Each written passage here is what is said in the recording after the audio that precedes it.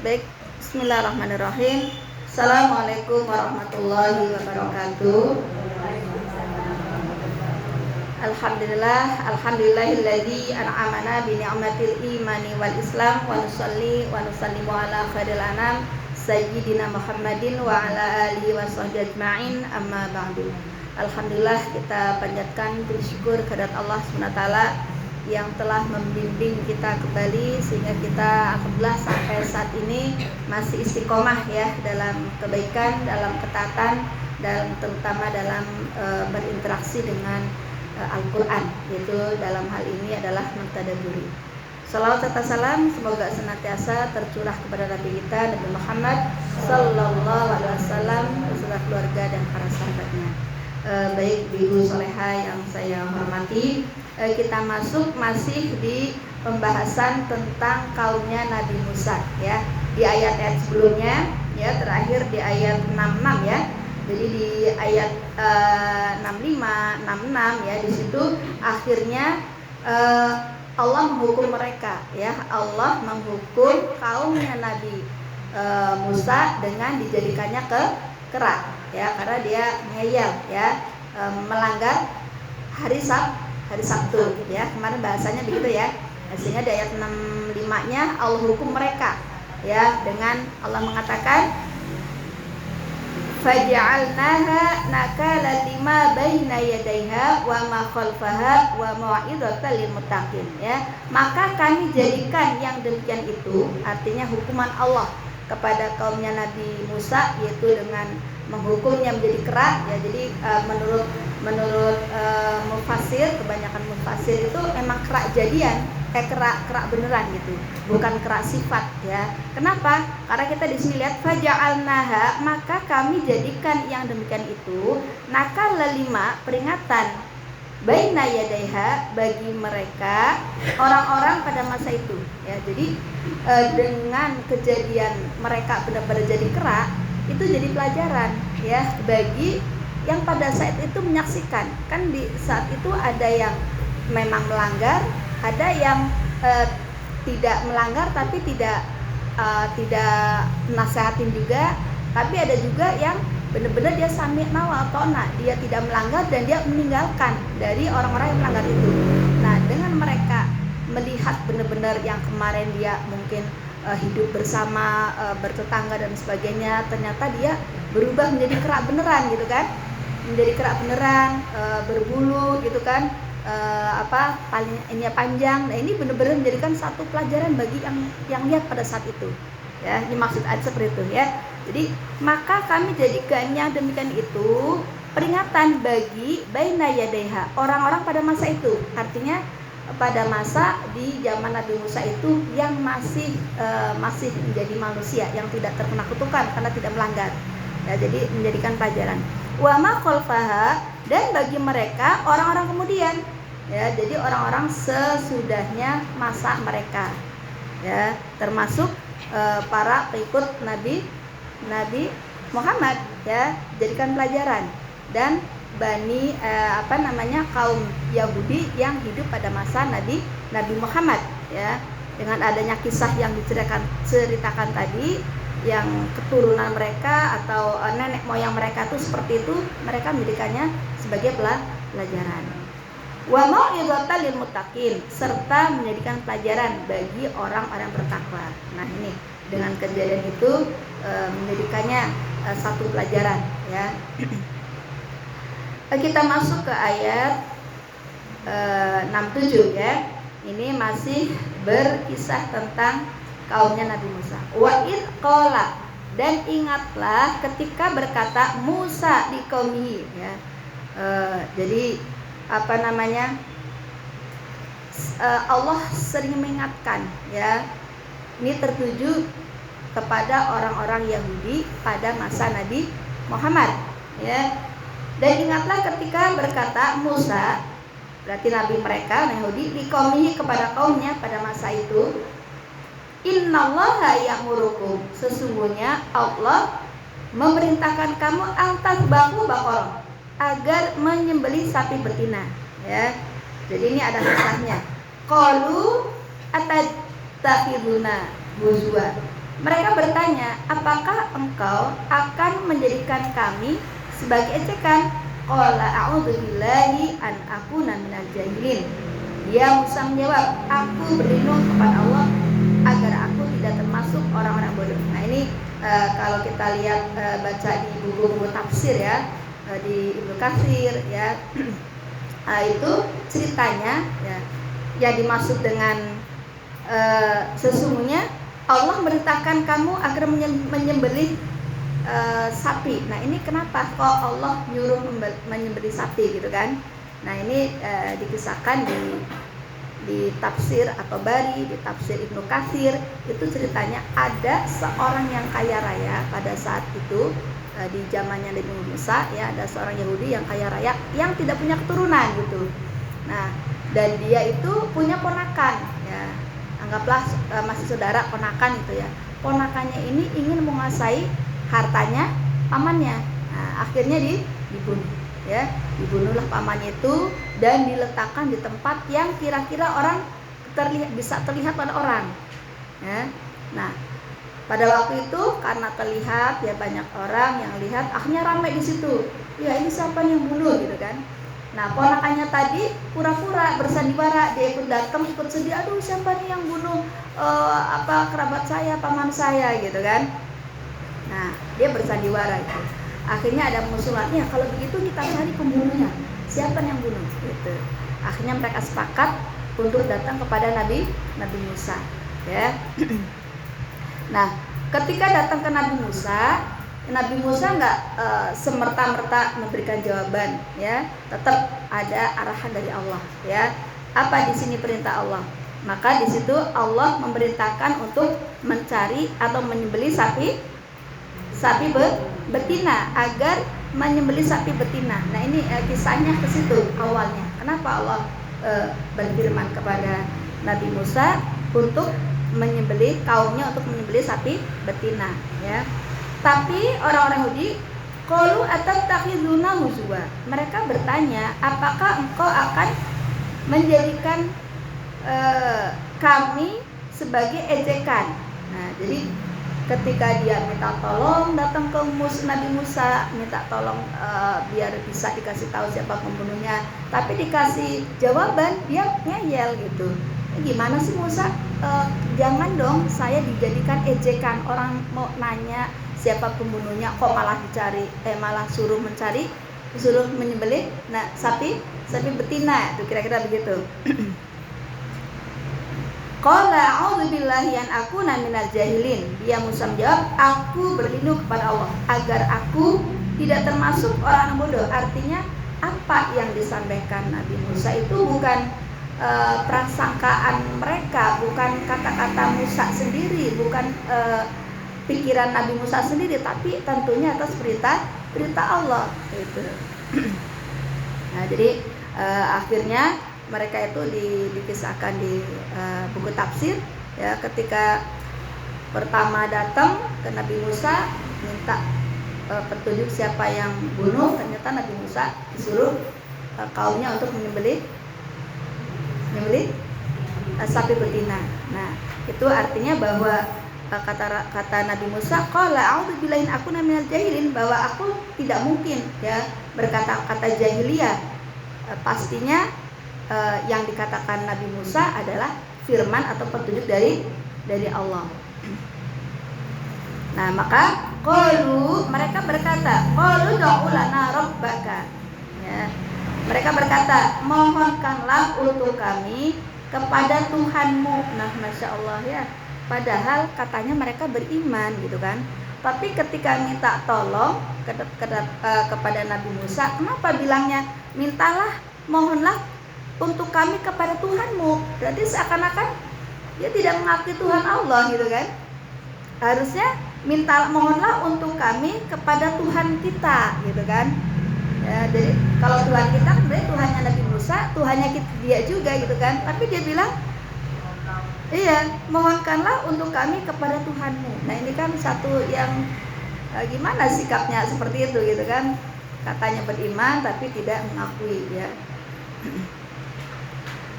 Yubayyilana mahi, agar dia jelaskan kepada kami tentang itu ya, tentang yang maksud itu tentang sapi betina ya. Jadi akhirnya kaumnya Nabi Musa itu tadi mau nyari sapi betina, tapi kembali sifat kengeyelan itu muncul, nggak langsung nyari sami nawa atona ya kan, saat langsung nyari. Kalau dia seandainya sami nawa atona lebih mudah, nggak pakai syarat macam-macam ya kan, dia langsung nyari sapi apa aja, sapi kan nggak ada syaratnya, ternyata dia begitu ya ngeyel gitu ya kan. Robbaka yubayyilana mahi ya, agar dia menjelaskan kepada kami tentang itu, tentang sapi itu. Akhirnya ya sudah, sekalian dikerjain aja gitu.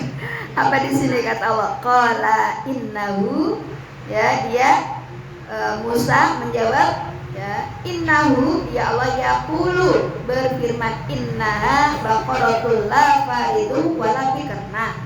Akhirnya kena deh ya, karena tidak ngeyel dikasih tugas ya, dikasih arahan tapi masih nawar, sehingga ada tambahan syaratnya. Nah, ya syaratnya apa di sini? Yaqulu innaha baqaratul la faridu wala bikar ya. Allah berfirman bahwa sapi betina itu tidak tua, tidak muda. Nah loh, ribet deh, tambah satu syarat. Coba kalau tadi nggak pakai nanya, langsung nyari, gampang ya kan, yang penting sapi gitu kan. Nah karena dia ngeyel ya apa namanya, senjata makan tuan senjata makan tuan gitu kan. Jadi ada syaratnya, sapinya tidak tua, tidak muda, berarti ya sedang gitulah ya. Separuh baya atau apa bahasanya gitu ya, sedang, nggak tua nggak muda gitu ya, sedang saja gitu. Awalum baina dzalik, tetapi pertengahan antara itu ya, artinya tidak tua tidak muda. Fa'alu ma tu'marun, maka kerjakanlah apa yang diperintahkan kepadamu. Nah sampai di sini mereka nggak cukup ya, masih nanya gitu kan. Apa pertanyaan selanjutnya? Qalu du'u lana rabbaka ya, mereka berkata, mohonkanlah untuk kami kepada Tuhanmu. Nah itu sekali lagi ngomongnya Tuhan, bukan Tuhan kita gitu ya. Yubayyilana ma launuha, agar dia jelaskan kepada kami apa warnanya. Masya Allah, dia bikin persulit sendiri gitu kan. Udah dikasih mudah tanpa syarat, sapinya apa saja boleh, tapi dia justru yang persulit diri sendiri. Nah di sini ditanyakan apa warnanya, maka qala innahu yaqulu, dia Musa menjawab ya, dia Allah berfirman, innaha baqaratun safra, bahwa sapi itu adalah sapi betina yang kuning ya, warnanya kuning. Faqi'ul launuha, ya kuning tua warnanya. Tasurun nadirin, yang menyenangkan orang-orang yang memandangnya. Nah tambah sulit ya. Jadi mempersulit diri ya, mempersulit diri ya. Jadi ada tadi nggak tua nggak muda, akhirnya kan syaratnya kan antara yang pertengahan, terus nggak selesai, masih nanya lagi warnanya apa, dijelasin warnanya kuning tua dan yang menyenangkan bila dipandang. Nah sampai sini selesai? Nggak selesai, masih nanya lagi ya. Kita lanjut di ayat 70 ya. Apa kata mereka ya, mereka masih ngeyel ya. Qalu du'u lana rabbaka, mereka berkata, mohonkanlah ya untuk kami kepada Tuhanmu. Yubayyilana mahi, agar dia menjelaskan kepada kami. Jadi enggak cukup sampai di situ, masih nanya lagi ya.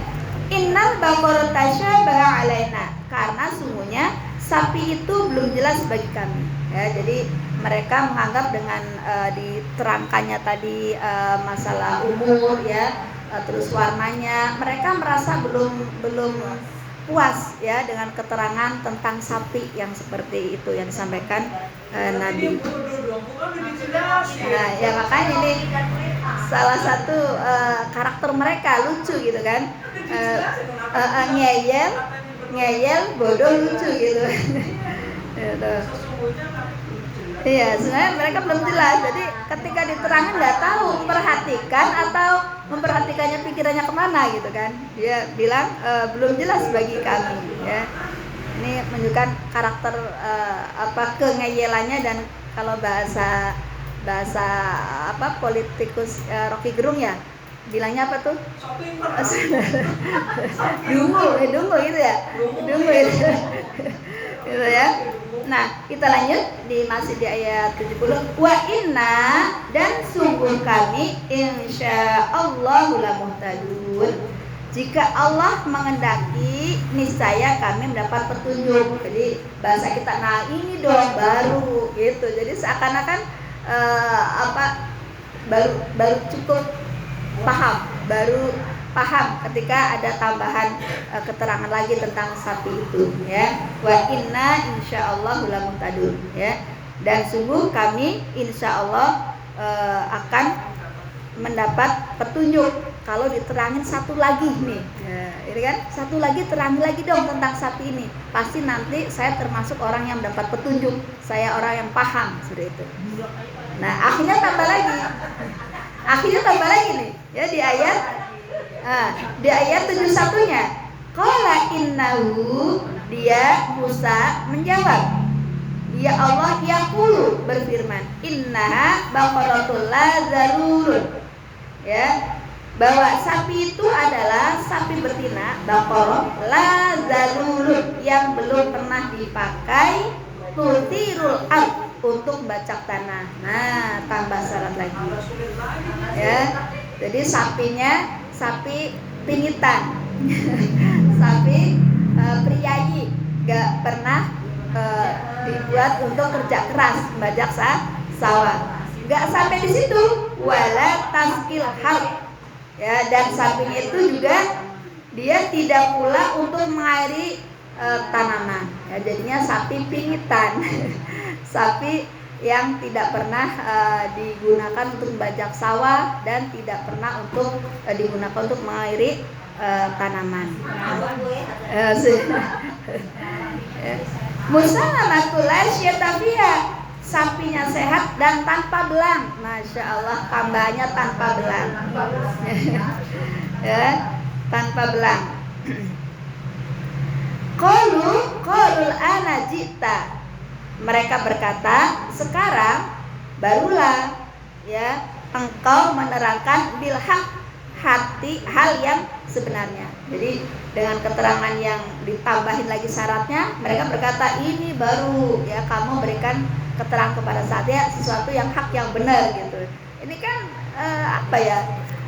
sudah memberatkan diri sendiri, tapi mereka merasa bangga diberatkan dengan syarat-syarat itu gitu. Fadabahuha, ya. Lalu mereka menyembelihnya, wa makanu yaf'alun, dan nyaris mereka tidak melaksanakan perintah itu ya.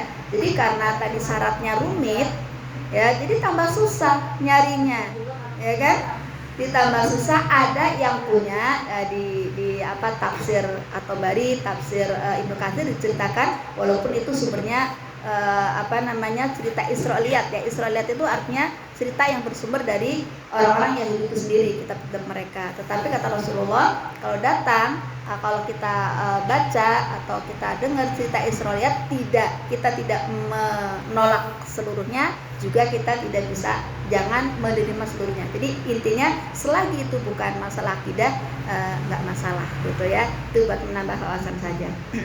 Nah akhirnya tadi dikatakan mereka sampai hampir-hampir tidak mau melaksanakannya ya. Dan nyaris mereka tidak melaksanakan perintah itu. Kenapa? Karena syaratnya susah, nyarinya susah. Akhirnya yang bikin susah dia juga. Iya, yang bikin susah dia juga. Akhirnya ada yang punya sapi dengan ciri-ciri itu, yang punya adalah seorang nenek-nenek yang punya cucu banyak, dan seorang nenek-nenek ini dengar dari orang-orang, kebanyakan orang. Akhirnya kan informasi nyampe juga. Maka itu harganya yang biasa harga rata-rata sekian ya sapi, tapi karena ada yang butuh banget ya, jadi dijual dengan harga mahal. Akhirnya pertama dia merasa nyari nggak ketemu, pas ketemu harganya mahal, mereka patungan buat beli sapinya, nyaris ya dikatakan di sini nyaris dia tidak akan melaksanakan perintah itu karena kesulitannya mencari dan pas ketemu harganya pun mahal. Itu deh 71. Ayat 72.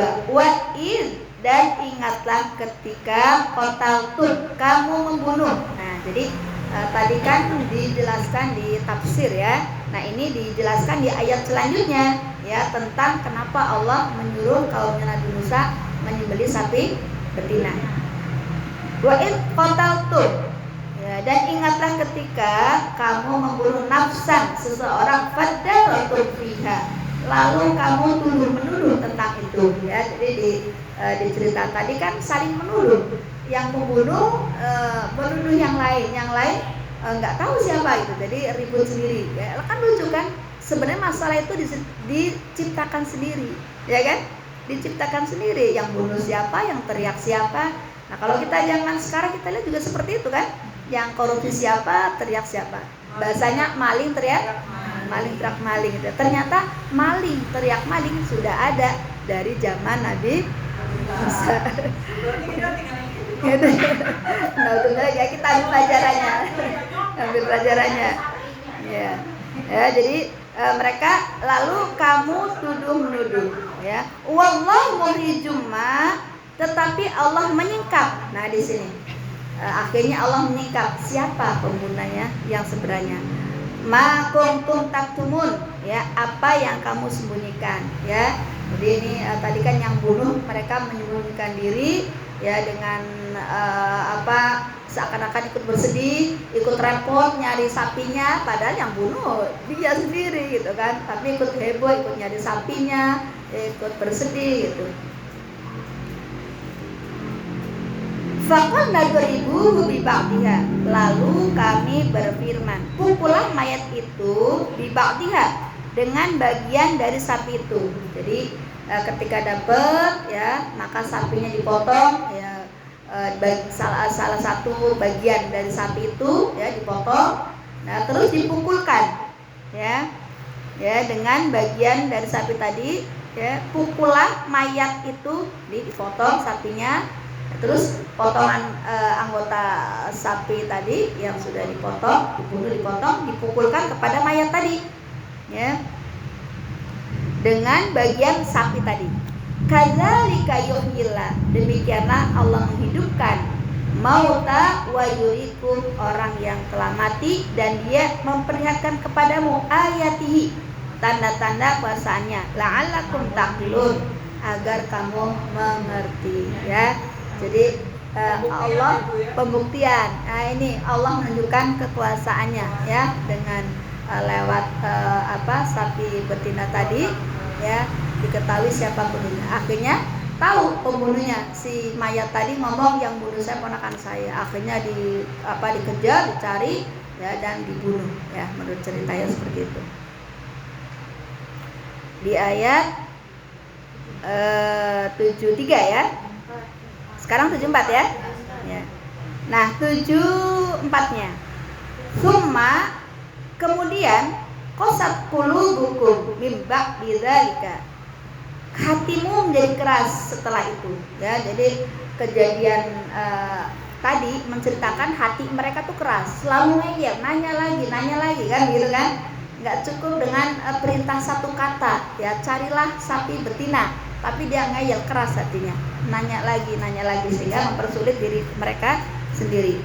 Fahiyakal hijarati au asyadu qaswa, ya, sehingga hatimu seperti batu ya, au asyadu qaswa, bahkan lebih keras. Masya Allah ya, hati itu kan segumpal daging ya, tapi ternyata lebih keras dari batu ya. Au asyadu qaswa, bahkan lebih keras ya. Bukan sama, di sini disebutkannya au asyadu qaswa, bahkan lebih keras dari batu ya. Hati yang terbuat dari segumpal daging ternyata lebih keras dari batu ya. Mereka ngeyel, nawar ya kan. Wa inna minal hijarati ya, Padahal dari batu-batu itu, nah jadi hati mereka ya digambarkan di sini, arti tadi orang Yahudi ya dengan kengeyelannya ya, dengan kebodohannya ya, mereka itu hatinya lebih keras dari batu. Padahal batu, kata Allah di sini, wa inna minal hijarah ya, padahal dari batu-batu lama yatafajjaru minhul anhar, pasti ada yang memancar minhul anhar ya, berupa sungai-sungai. Masya Allah. Padahal di batu yang katanya keras itu masih ada air yang bisa mengalir di celah-celah itu, ya kan? Mungkin sisa-sisa air hujan yang tersimpan di pori-pori batu, ya kan? Terus terpancar keluar, gitu kan? Wa inna minha, dan ada pula lama yashaqqaqu, ya, batu yang terbelah. Fayakhruju minhul ma, lalu keluarlah mata air darinya. Masya Allah. Batu yang keras saja bisa terbelah, dan dari belahan batu itu terpancar air. Masya Allah. Itu batu loh. Jadi ini Allah memberikan gambaran betapa kadang hati manusia tuh ya tadi lebih keras dari batu. Ya ada yang mungkin kita pernah menjumpai orang yang tidak mau memaafkan saudaranya, sampai mati pun aku tak mau maafkan. Masya Allah, keras amat. Jadi sekeras, bahkan lebih keras dari batu. Ya, di sini dikatakan batu saja ada yang terbelah, dan dari belahan batu itu terpancar atau keluar mata air dalamnya. Wa inna, dan sungguh minha, darinya ada pula lama yahbitu, yang meluncur jatuh ya, jadi batu di pegunungan yang gedenya Masya Allah ya. Kan kalau kita ke jalan-jalan tafakur alam ini sekali-kali nggak apa-apa, tafakur alam ya, ke daerah-daerah yang pegunungan sana, lihat bagaimana gunung-gunung yang batu-batunya tinggi di sana bisa turun ke bawah segede apapun batu kalau Allah menghendaki ya, turun ke bawah. Minha lama yahbitu min khasyatillah, yang meluncur jatuh ya karena takut kepada Allah. Masya Allah ya. Dan bahkan juga ada yang di batu ya, yang di situ terpancar juga air yang turun dari kayak air terjun gitu kan, dari ketinggian air terjun ke bawah lewat batu-batu ya. Yang batu menangis. Batu menangis. Nah di sini dikatakan min khasyatillah. Begitulah ya Allah menunjukkan ya, memberikan pelajaran kepada kita betapa ya mereka takut ya, karena takut kepada Allah. Min khasyatillah, mereka takut kepada Allah, sehingga apa yang Allah perintahkan ya untuk kebutuhan kita, adanya air mengalir dari pegunungan, yaitu bukti ketaatan alam ya, ketaatan ciptaan Allah ya, karena takut kepada Allah. Ya, bagaimana kalau seorang manusia yang katanya hatinya terbuat dari segumpal darah, tapi kenapa tidak punya rasa takut kepada Allah? Bahkan banyak orang yang bermaksiat dengan secara terang-terangan. Na'udzubillah min dalik. Nah ini ciri-ciri tanda-tanda akan datangnya hari kiamat. Wa mallahu bighafilin, dan Allah tidaklah lengah amma ta'malun ya, terhadap apa yang kamu kerjakan. Masya Allah ya. Jadi tidak ada satupun ya aktivitas hamba Allah, manusia ya, ciptaan Allah, makhluk Allah yang luput dari pandangan Allah, yang luput dari catatan Allah, yang luput dari pengawasan Allah ya. Di sini dikatakan wa mallahu bighafilin amma ta'malun, dan Allah tidaklah lengah terhadap apa yang kamu kerjakan ya. Mudah-mudahan kehadiran kita di sini insya Allah disaksikan para malaikat yang selalu memuji Allah ya, dan ini satu aktivitas yang luar biasa ya, kita bisa melanjutkan kajian tadabbur kita, yaitu tadabbur Al-Qur'an ya. Wallahu a'lam bishawab. Itu saja, kita sampai di ayat 74 ya. Mudah-mudahan nanti kita lanjutkan dengan diskusi tanya jawab ya. Mudah-mudahan yang singkat ini menjadikan kita banyak mengambil pelajaran ya dari kisah-kisah Bani Israel ya. Dari saya wallahu a'lam bishawab. Alhaqqu min rabbikum. Wassalamualaikum warahmatullahi wabarakatuh.